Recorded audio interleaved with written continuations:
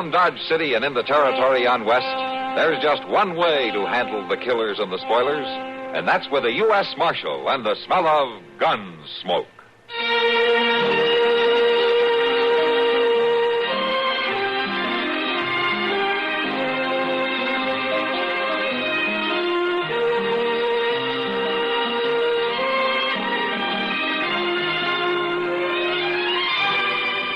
Gunsmoke, starring William Conrad. The story of the violence that moved west with young America.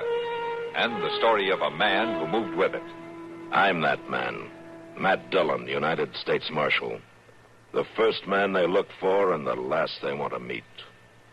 It's a chancy job, and it makes a man watchful. And a little lonely.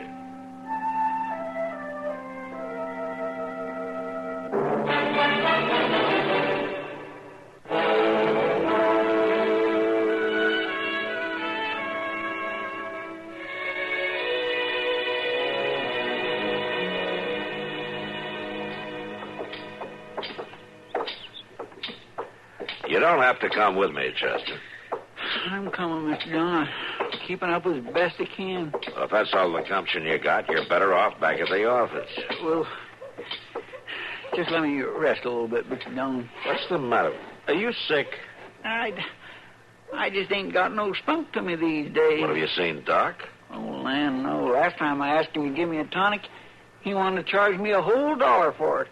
And at that, he wouldn't make no guarantee he'd cure me. Look, Chester, I'm only going to the telegraph office. There's no need for you to come along. No, I don't want to shirk my job. Will you go back to the office and lie down? Oh, I couldn't do that, Mr. Dillon. Lying down's the best cure I know for being tired, Chester. No, sir, it ain't. Pardon me. That's one of the worst things a body can do. Lay himself down when he's tired. It isn't. Tis for me. I get to hear myself breathing so hard, owing to how tired I am. And it just clean wears me out listening to me breathe.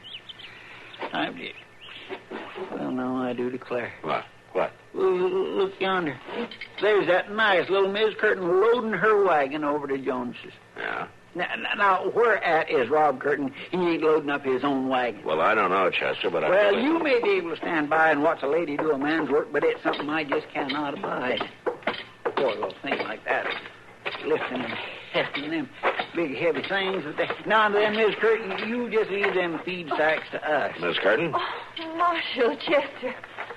Oh, they are mighty heavy. For a little bit of a thing like you, maybe, but for me,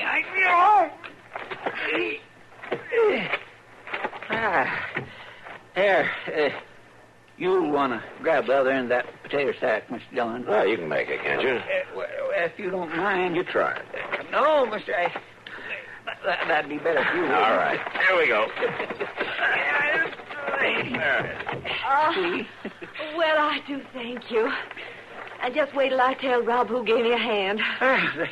Anything else to go in, Miss Curtin? Well, not that I know of, Chester. How is Rob, anyway? Fine as silk, thank you, Marshal. Good. Well, you can see for yourself. Look here, Rob, all the nice help I've had. Hello, Marshal. Chester. Well, now, I didn't know but what you was home ailing or maybe working. One or the other. Guess you two took care of all the heavy stuff. I was waiting on Jonas. He went out back to fetch me these nails. I'm much obliged to you. You folks just never get out our way. I'll be pleased if you'd come take supper with us sometime. That's very kind of you, Miss Curtin. We better be starting back. Thanks again for the help. Don't mention it, Rob. I suppose it's worth a small mention, all right. We'll hope to see you soon now. All right. Yeah. Well, aren't you going to wave to him, Chester? Well, I'd like to, Mr. Dillon. I declare I am just clean played out.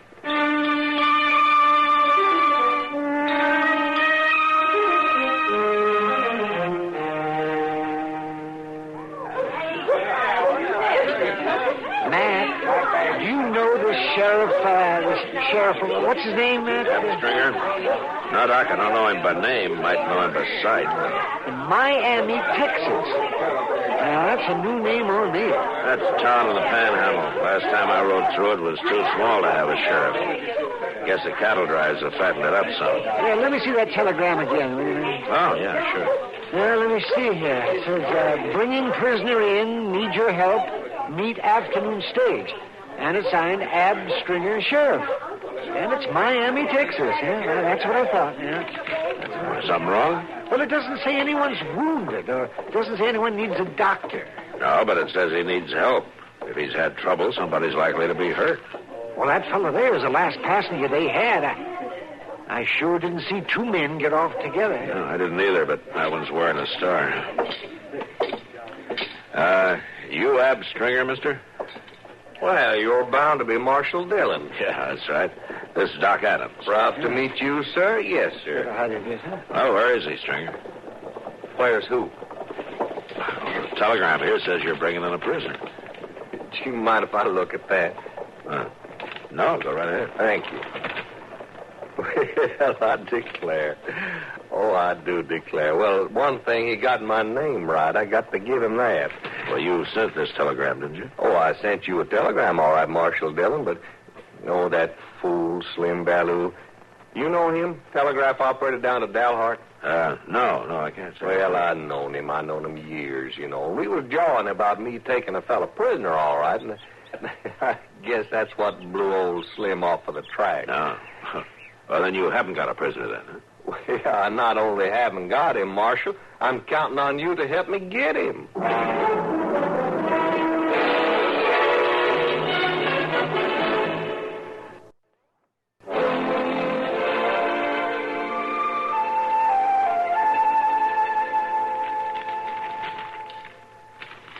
Well, now, they sure are a fierce-looking crew, ain't they, Marshal? Yeah, some of them look mighty rough, all right, Stringer. Of course, I say these wanted pictures, they serve their purpose. No? Looking through them keep a man in out of the heat, or the rain, or the cold. Ain't worth dried beans to help a man find the no count he's looking for. Yeah, they start a pretty good fire on a cold morning. Don't they, though? You haven't come across your man in these? Huh? No. Wouldn't be the first time I went fishing into a mess of these and didn't get my catch. Of course, might be he ain't stayed one place long enough to get his picture took. Yeah. That name you gave me, Sam Frazier, that doesn't mean a thing to me. Well, changing your name is just like rolling over in bed, Marshal. Ain't nary thing to it.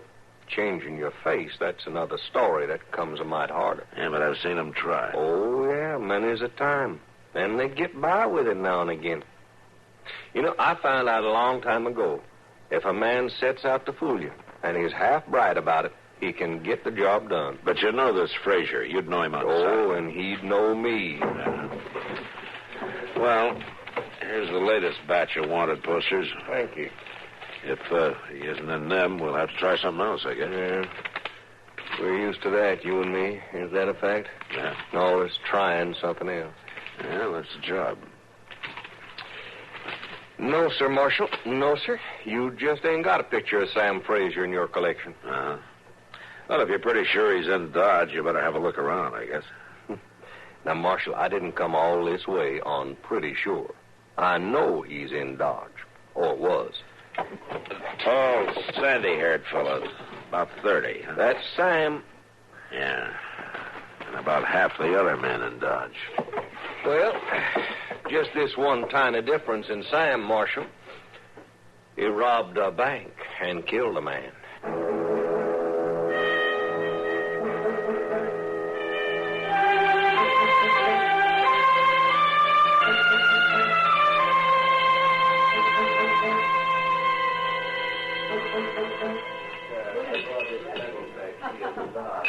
I tell you, Matt, wouldn't hurt to study Ab a while.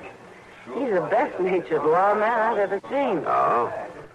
You got some kind of idea I'm not jovial, Kitty? You got some kind of idea you are? No, I haven't. I'm about half serious, though, Matt. Last night, he was the last to walk out of here on his own 2 feet. Sam Noonan carried the other two out. Who were they? Ruth Connors and Ed Crouch. Stringer spent most of the evening with them, did he? Well, it didn't seem to me he was playing any favorites. One time or the other, he played a hand of poker or had a drink with Evelyn here. Why? I was just thinking. Ruth and Ed both fit the description of the man Stringer's trailing. Tall, sandy-haired, about 30. Oh, what did Keaton from arresting one of them then? Nothing if he was the right man. the name Sam Frazier, does that mean anything to you? Not a particle.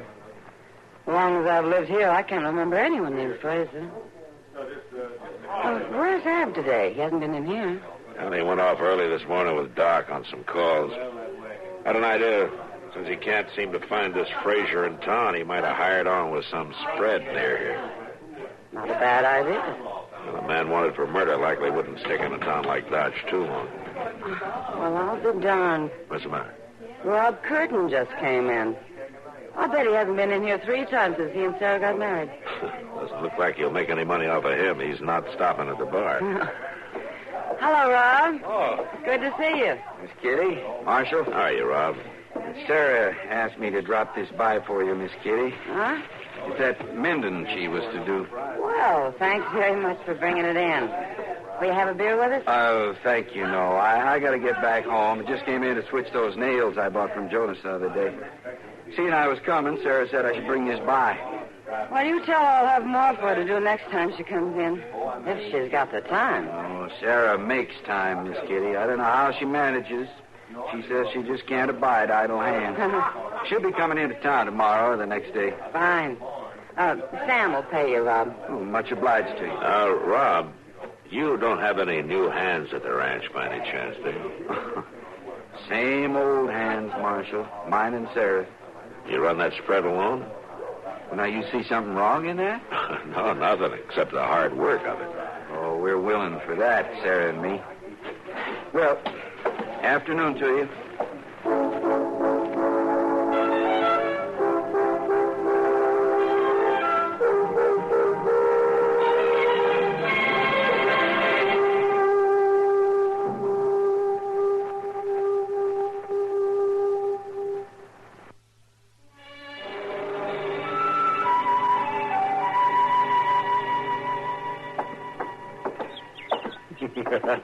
Oh, now, you're funning me again, Ab Stringer. Oh, that'd be a fool thing for me to try. It's the truth, Chester. Just ask Marshal Dillon. He's been all through that part of Texas. You mean to tell me the whole of that town is dugouts, storm cellars? There are 2 buildings in that town that stand above the ground. That's what I'm telling you. A man riding through at night would swear there's no town there at all. And riding through in the light of day, he'd be sure of it. Well, that makes folks living like sacks of potatoes. Of course, that's cool living, dug down in the earth that way. And a panhandle summer will give you cause to want cool living. But it's the winds, you know. It's the cyclones. That's how come they live that way. Well, a cyclone can't blow away what's not standing there in the first place. I can see that. Sure. Now, some folks say that that's how come nobody can talk a Texan down. Because, you see, anybody learns to talk against the wind like that, he ain't going to be out-talked by no mortal man. Well, now... Ab, you got me so I don't know what's joshing and... Well, that don't really bother you, does it, Chester? Oh, no, sir, I can admire it. All this laughing and funning, seeing you got trouble you're hiding. Well, everybody's got troubles right enough. Yeah, but you just ain't one bit closer to finding that Sam Frazier now, are you? Well, I haven't found him yet. But now, you know, with all this looking behind me, I must be getting closer. Now, wouldn't you say? I do declare you got a way of seeing the bright side, for sure. Oh, I'm sorry. Oh, well, Miss Curtin, I am sorry, It's ma'am. my fault, Chester. Rob says if I don't quit backing out of doors, I'll get trampled one day. Let me gather up your goods for you. Thank you. Chester. Miss Curtin, this here is Mr. Ab Stringer. Well, you're mighty kind to help, Mr. Stringer. I'm very pleased to meet you. That's Mrs. Curtin, is it? Yes, sir. Mrs. Curtin. Well, Won't we should just put these parcels in your wagon for you, ma'am? Well, if you don't mind. Seems like you load my wagon more than Rob does lately, Chester. Oh, he ain't with you today, huh? No, he's at the ranch. I had just these few things to get and some errands to run.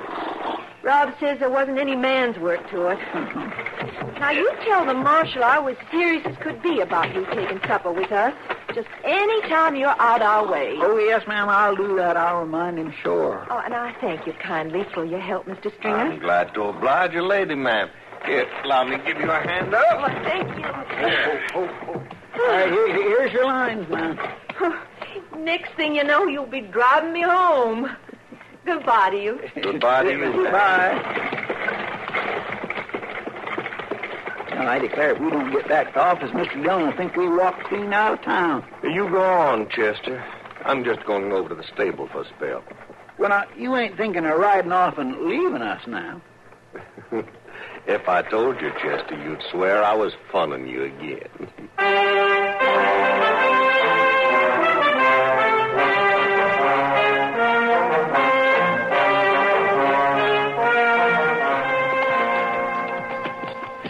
Well, I'd have told you sooner, but you and Clay was talking for so long, Mr. Dillon. That's not your fault, Chester, and we don't know if he followed Sarah Curtin. We just think he did. I swear I just can't get it through my head that he ain't Ab Stringer the way he's been saying.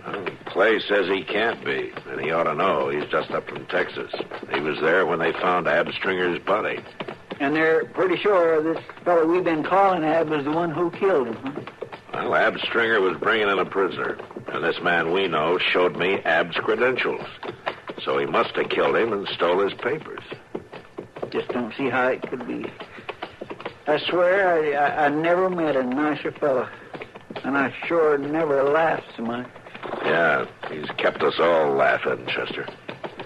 Maybe a little too much.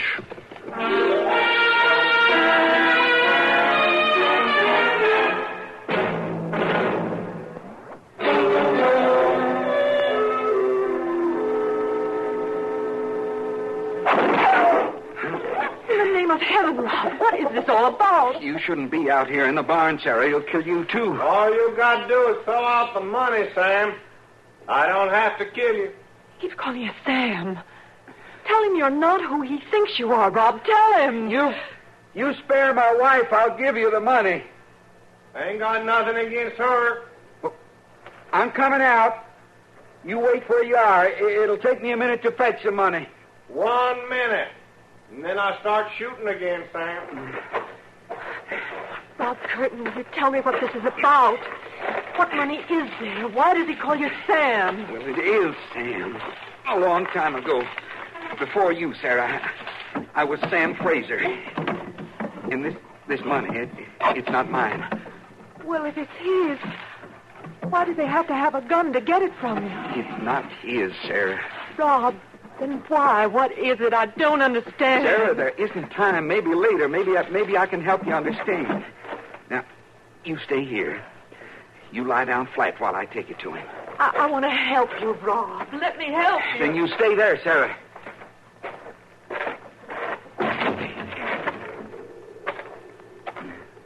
Sure sliced that minute kind of thin, Sam boy. I thought you were dead.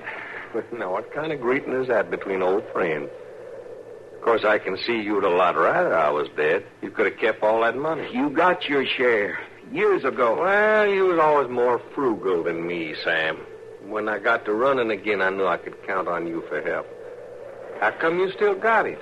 Most of it's there, but not all. I've been working. My wife's been working. I was going to send it all back. To the bank we robbed? I got a life. I wanted to live it clean. Well, and taking your ma's name, hiding behind it, that's your idea of living clean? It helped. Till now. Well, Sam, we killed a man. I know. I'm paying for that every day and night of my life. The minute I heard that name meeting your woman, I knew my worries was done and gone. You can live with what's past, can't you? The killing, the taking of the money. I got more killings than that to fret me. But I can live with them all fine. Now I got this money. There's blood on it. But not enough, Sam. The way you're thinking, you're going to worry yourself to death, and I got to spare you that. I haven't even got a gun. So I see, Sam boy. So I see. Goodbye, Sam boy. Hold him back there. Well, Marshal Dillon. Hey, we had an accident here. I saw the whole thing, Ab. Oh? The only accident was that I couldn't stop you in time. You're going to jail for murder. Now, look here, Marshal. Rob Curtin was I said Sam... you're going to jail. Now get your hands up. Not hardly.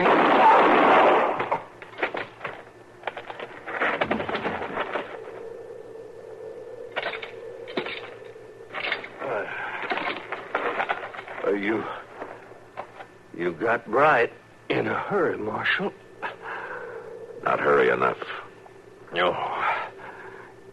You dying? Well, I ain't lingering long. Marshal, you was helpful. You and Chester. Mind, I told you, if a man sets out to fool you and is half bright about it, he can get the job done. And I...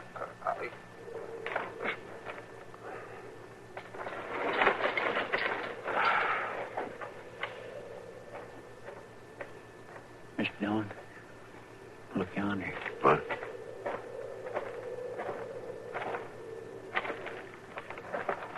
Sarah, you shouldn't have come out here. Leave me be. I've seen it all. Yeah. They're both dead. Sorry I was too late. No matter. Not now, anyway. I'll take care of Rob for you. You'll do no such thing. Your good has killed him. You'll not touch him now. But you can't manage it, Sarah. Oh, you come here now is more gall than I understand. And telling me what I can manage. You got no idea of that, Marshal. Sarah, I'm sorry. I didn't know who he was. I lived 3 miles from Rob and didn't know who he was these 2 years now. I lived with him night and day these 2 years. He was Rob Curtin, and that's all he was. There was no Sam Frazier about him. He had that money. He offered it back. Your friend, Chester's friend, you're good as let him kill my Rob. You're good as give him your leave. It's not going to be easy living with it, Sarah. I hope it isn't. I hope you crawl with it the rest of your days. I'm sorry, Sarah. I'm terribly sorry.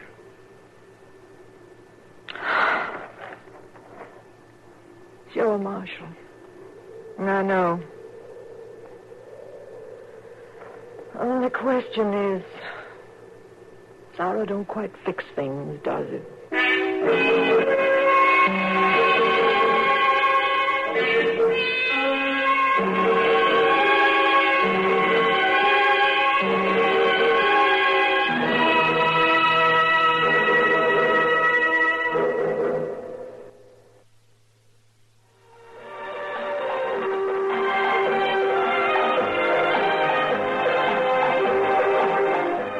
Gunsmoke. Produced and directed in Hollywood by Norman Macdonald, stars William Conrad as Matt Dillon, U.S. Marshal. The story was specially written for Gunsmoke by Kathleen Height, with editorial supervision by John Meston. Featured in the cast were Lawrence Dobkin, Vic Perrin, and Gene Bates. Harley Bear is Chester, Howard McNear is Doc, and Georgia Ellis is Kitty.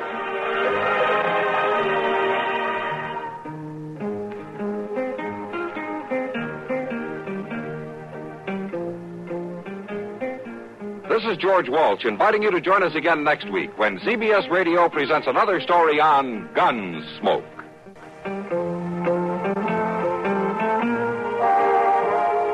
Latest news next. You've been listening to the OTR Gold Network. Find more classic radio at otrgold.com.